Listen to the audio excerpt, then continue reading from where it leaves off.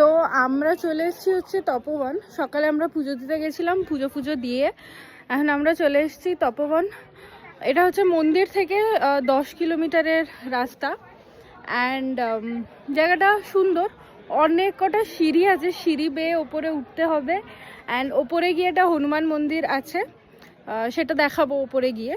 তো হনুমান মন্দিরটা আছে, সেটা দেখতেই বেসিক্যালি সবাই যায়। এরপরে আমরা যাব হচ্ছে পাশেই আছে ত্রিকুট পাহাড়, মানে তপবন আর ত্রিকুট পাহাড় হচ্ছে দুটোই পাশাপাশি।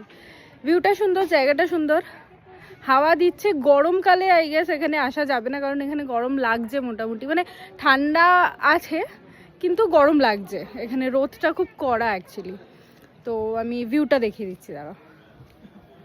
ভাই আমি বলেছিলাম গরম লাগবে, যারা মানেনি তারা।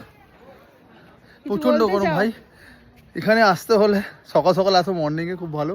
রোদ্দুর উঠে গেলে দেখেছো স্ক্রিনে কেমন রোদ্দুর আসছে, তো গরম হয়ে গেছে। হ্যাঁ, লাল কালো পিলে সব হয়ে যাবে। হ্যাঁ, এখানে বেসিক্যালি গরম। তোমার কোনো বক্তব্য? গরম লাগছে, যেহেতু আমরা সিঁড়িতে ওপরে উঠছি তো ওই জন্য গরম লাগছে। বৌদি তো হাঁপিয়েও গেছে হাঁপিয়ে গেছি সিঁড়ি দিয়ে উঠে উঠে। যাই হোক, নেক্সট আমরা ওপরে গিয়ে বাকিটা দেখাবো।